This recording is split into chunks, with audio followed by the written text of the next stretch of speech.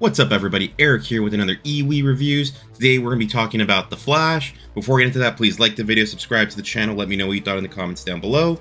But yeah, let's get into this. Actually, before we get into it, I'm going to start off with one of the bad things just right off the bat. Ezra Miller's involvement in the movie, I will say, could be what hurts this movie more than anything. I'm not sure if you know or do not know, Ezra Miller got himself into a lot of issues last year, 2022, and I think maybe 2021 as well, can't remember exactly, but a lot of the things he did ended up affecting what I think will be if this movie's a success or not. By no stretch, I'm going to tell you right now, by no stretch I think this movie's bad, but it could end up being a blockbuster flop because people just don't want to support something that he's in. So I just wanted to point that out right off the bat. This review was hard for me to do. Part of me did hope that this movie failed because of what he's done, but I can't say that the movie's actually bad. So this one's a rough one, just letting you know right now. It's one of those the art versus the artist type of situations, and yeah, this one's a tough one to do. But yeah, let's actually now talk about the actual film. So first off, the title of the film is The Flash. This is a spoiler-free review. The genre is superhero film. A release date of June 16, 2023.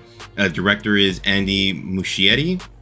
And the cast includes the already mentioned Ezra Miller, Sasha Calle, Michael Shannon reprising his role of General Zod from Man of Steel, Maribel Verdú, Kiersey Clemens, Ron Livingston, and making his return as Batman after, what, 30 years, Michael Keaton. So yeah, that's the cast, the main cast of the movie. We do have there's a bunch of cameos in this movie. We also have like some, I guess, supporting roles from like Ben Affleck playing Batman as well.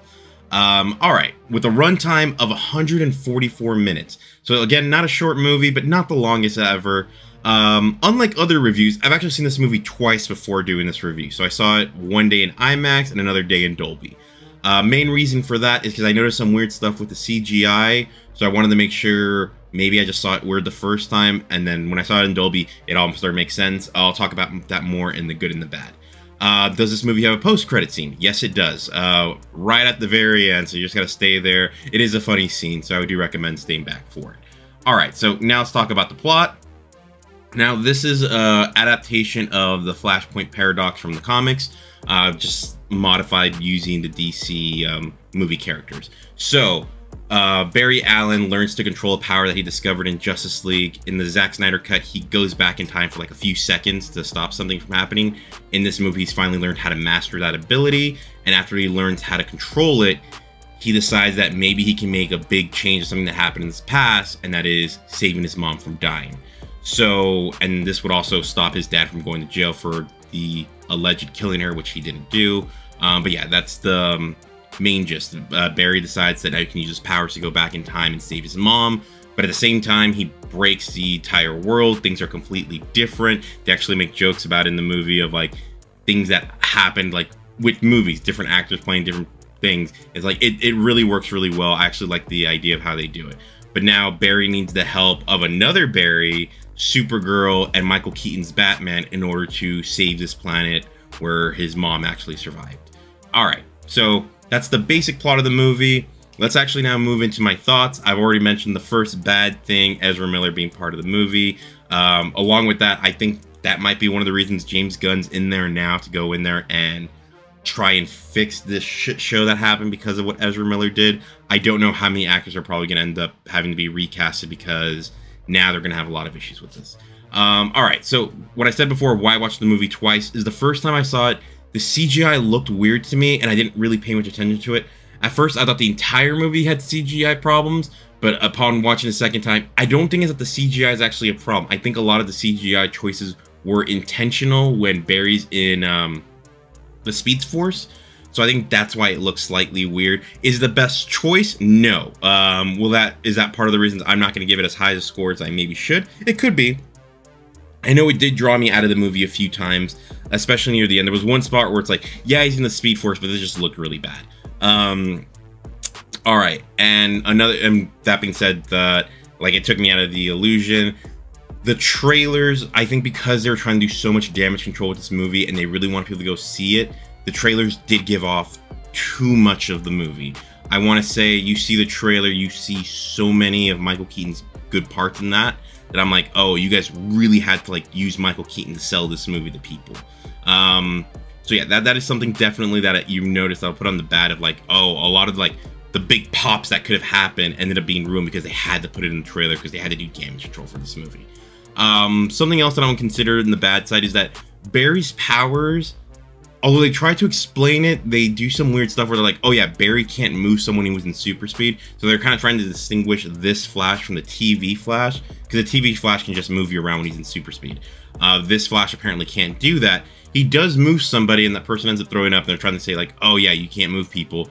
But earlier in the movie, he clearly moved someone and there was no reaction to it. So I'm like, I don't know if they even like, the rules confuse me. Did they even forget that they made these rules? Did they add these rules after they'd already filmed that other scene? I don't know. So it's some weird consistency. I can see this movie having problems from there was ended up being so many cooks in the kitchen, and because this movie ended up getting pushed because of all the Ezra Miller drama, I could see like, oh, they made a decision at one point, but then after James Gunn was brought in, they tried to salvage what was left of this movie. So there might be like some stuff that just doesn't make sense, some plot holes here and there. So like, I'm not gonna judge it too much about that, but I'm like, it's definitely one of those movies I can tell this was a similar to the Justice League movie, where it's like, oh, someone came in afterwards and had to like fix some stuff here and there.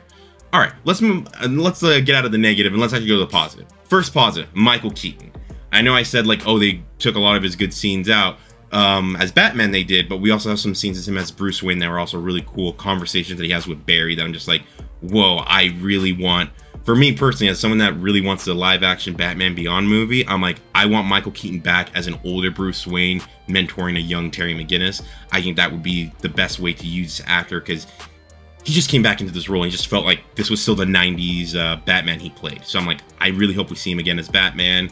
I also have to say, I really enjoyed some of the time travel stuff from this movie. Not necessarily that they did and stuff like that, but some of the explanations of, I don't want to spoil, but how time travel works and how like ripples in time happens, even if you change something that might not necessarily affect something else, how that thing can change. So I thought that was really cool, especially now we're seeing like multiverse ideas are becoming very prominent in superhero movies, such as like what we got, Doctor Strange 2, I'm not sure, Spider-Verse, Everything Everywhere All at Once. I know it's not superhero, but still. And it's like, okay, we're getting a lot more of these multiverse movies and how they try to explain things. And I'm like, okay, that's really cool. Of like, how is it that Michael Keaton and Ben Affleck are both Batman, but they both look different, but yet you still have similarities to them? They have a nice explanation to it, so I actually enjoyed that element of it. All right, now moving on to the big thing from this movie, the cameos. Holy crap, the cameos are awesome. I'm not necessarily ready to say that they're better than the Spider-Verse cameos, but it's really close. It is just like, oh, these are really cool cameos. I really enjoyed it. I don't want to spoil any, just please go out and watch this movie. But yeah, the cameos were so much fun. As a DC fan, I enjoyed so much of that. All right.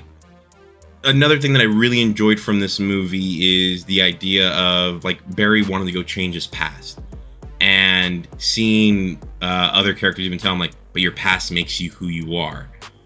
And like I said, that there's another Barry in this movie. It's the one where the one that lived in the timeline where the mom didn't die, and seeing the difference between the two characters. Well, one of them, how did his past shape him? Well, Barry that lost his mom versus Barry that didn't lose his mom. And you can tell like, yeah, they're the same guy, but that one change of the mom dying really makes them very unique characters. Even though they're both Barry Allen, one of them sees things very different. So I thought that was really cool. And just that idea of like Barry having to understand, it's not about just him changing his past, it's about him having to learn how to live forward with what's happened. So I really enjoyed that part of it. Also, there was very fun action pieces. If you've seen the trailer, you know, like I even mentioned, Michael Shannon's back as Zod. So a lot of this is happening at the same time of Man of Steel, where Superman ends up fighting Zod. Well, Superman's not in this movie at this point. So like we see how this entire battle would have taken place without Superman and with Flash, Batman, and Supergirl, and other Flash. So it's really cool to see. I really enjoyed it. It's a very fun dynamic. The set pieces are really cool. Like I said, seeing Michael Keaton in the Batman suit again, oh, it was really cool. And yeah, seeing these Kryptonians, remember, these aren't like you're seeing him fight a bunch of Superman. These are Man of Steel time. Remember, the Kryptonians were there and they were in their own power suits. Outside of General Zod, none of them were probably close to as powerful as Superman, or in this case, Supergirl. So it was really cool to see. All right, guys, so those are my thoughts on the movie. Let's now move on to my score. Now, I will admit, Ezra Miller being there does affect my score. So but at the same time, I don't hate the movie. I'm giving this a 7 out of 10 for good. I can't go any higher than that because I just can't. But at the same time, I'm like, I'm not sure if the movie warrants going any higher, like the CGI issues and things like that. I'm like, it's 7 out of 10 good. We do have this thing now where, again, I've mentioned before in like Guardians of the Galaxy review, we have so many superhero movies out there that how do you distinguish yourself from the pack? And I don't think this one did enough to distinguish itself too much. It doesn't help it that we've gotten also other multiverse stories in recent times. So I'm like, it's better than other ones I've seen, but I'm just going to say it's good. Now, would I recommend this movie? I've already said yes. However, if someone doesn't want to go see this movie because of Ezra Miller, I completely get it. That is completely fair. I'm just very DC fanboy. I love The Flash. I'm really into the show, so yeah, I can definitely understand people not wanting to support because of that decision. I can also see people not wanting to support because of all the weird stuff Warner Brothers has done in recent times, including taking Henry Cavill no longer being Superman. I completely get it, so don't worry. I do think you'll like it. It's eventually coming to Max. God damn, I hate calling it Max. HBO Max is the way I'd rather call it HBO, but they want to call it Max. All right, guys. So the next review is going to be No Hard Feelings. My plan is to watch that on Thursday, have the review up by Friday. I'm very sorry for this review being so late. Last week was very busy for me, and I just did not have the time to do this. I still want to do a review of the movie Blackberry. Again, just timing has been very off this past week. All right, guys, so please let me know your thoughts in the comments below. Let me know if Ezra Miller's involvement does mess you up from wanting to watch the movie, because I'm very curious about that. Yeah, so like and subscribe to the channel, and thanks, guys, for watching, and I'll talk to you soon. Bye.